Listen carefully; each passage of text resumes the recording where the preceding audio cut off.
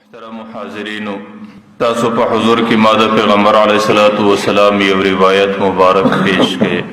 د دې روایت راوی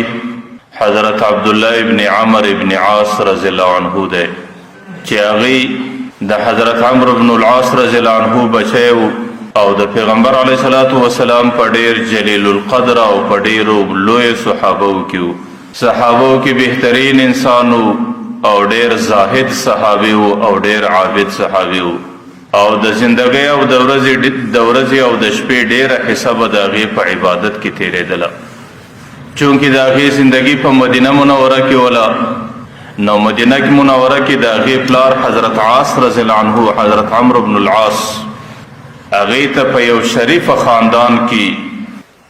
او په یو ډیر بهترین خاندان کې د نکاح کولو بندوبست وکړ. نو د حضرت عبدالله نکاح وسوله او پلار ډیره شریفه زنانه ور پیدا کړه چې هغه زنانه د داسې خاندان سره و چې د هغې شرافت، د هغې عزت، د هغې تقوا او د هغې ښه زندګي په ټوله مدینه منوره کې مشهوره وله.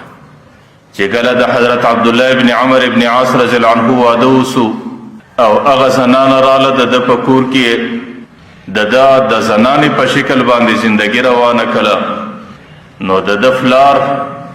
حضرت عمرو بن العاص یو ورځ دا اراده وکړه چې کور کې به د دې زنانې څه لږ معلومات وکړي چې هغې زنانه چونکې زما کور ته د میلمه په شکل باندې راغلې ده او زما د زوی په سر باندې ناسته ده او زما د زوی په نکاح کې د دې شپې تېرېږي، چې آیا دې زنانې ته خو به زما په کور کې څه تکلیف نه وي، څه پریشاني به نه وي،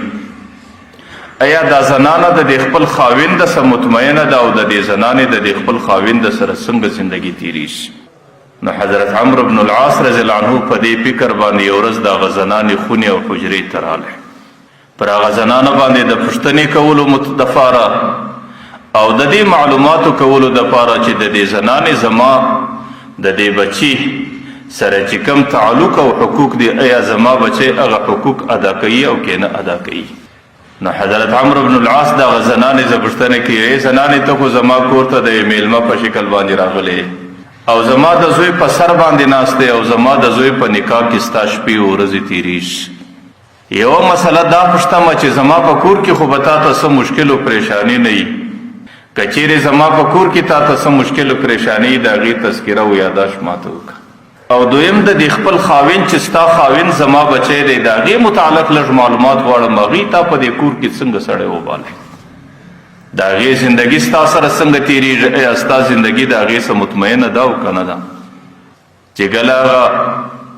خسر د دې خپلې مژوره سا د دې زنانې څه پوښتنه کوي، نو هغه ورته وایي ستا بچی عبدالله خو ډېر دینداره انسان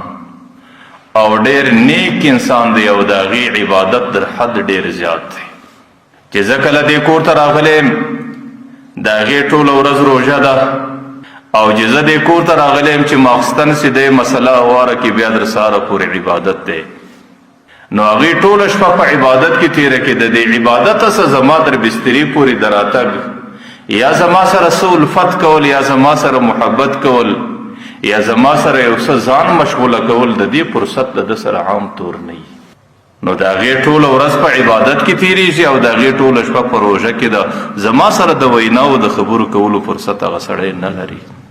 نو هغه زنانې په یو طرف ته د هغې خاوند د عبادت ډېر بهترین صفت او تعریف بیان کوي چې زما خاوند دومره عبادت کوي، لیکن د هغې په ضمن کې یو څه شکوام پیښه کړله چې زما خاوند زما حقوقو ادا کولو او زما د حقوقو د خیال ساتلو فرصت نه لري. حضرت عمرو بن العاص چې کله د هغه زنانې خبره واورېده نو د هغې په ټوله ترتیب باندې سر خلاص چې زما بچی خو ډېر صوفي دی او ډېر عابد دی او ډېر زاهد دی،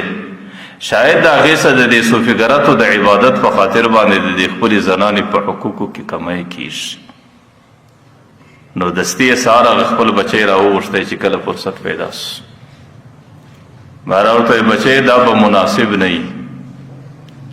او دا به زموږ د شان او زموږ د خاندانو کورنۍ سره لایق نه وي چې هغه زنانه ستا په سر باندې ناسته د هغې مور و پلار ټوله ستا په خاطر باندې پرېښي دي او ستا کور ته راغلې ده. او هغې ستا د محبت انتظار کوي او ستا سره د خبرو د وینا انتظار کوي. بچی ته ټوله ورځ په روژه کې تیری او ټوله شپه په عبادت کې تیری او ستا سره دومره فرصت نه وي چې د هغه زنانې سره ته خبره وکړې یا د هغې زنانې سره د خپل محبت او د تعلق اظهار وکړې.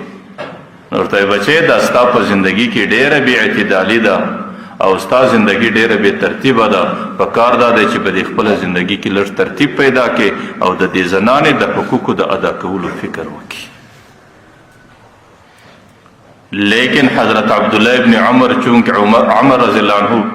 حضرت عبدالله ابن عمر ابن عاص رضی الله عنه چونکه د پیغمبر د عاشقانو سو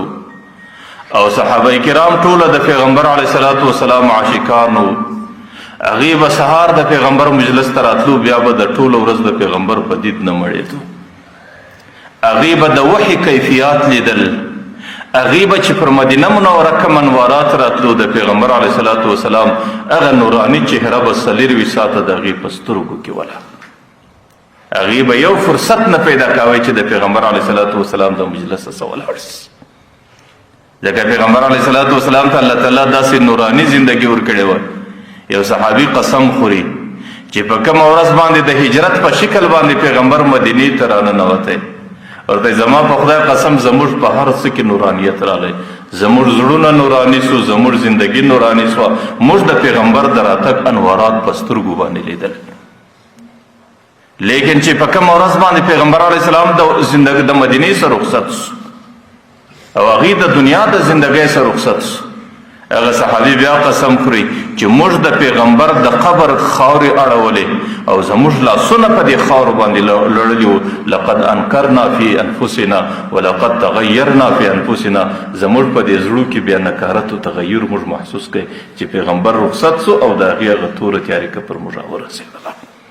د هغې هغه انوارات ختم سو او انوارات چې په کوم ځای کې ختم سي په هغه ځای کې تیاریکي راځي. نو ځکه د پیغمبر د انواراتو څخه د بې نسبۍ او د محرومۍ او د هغې څخه د بې برخې کېدو ترتیب موږ هلته بیا په زړو کې محسوس کړئ چې لاسونه مې لا د پیغمبر د قبر په خارو لړلي وو.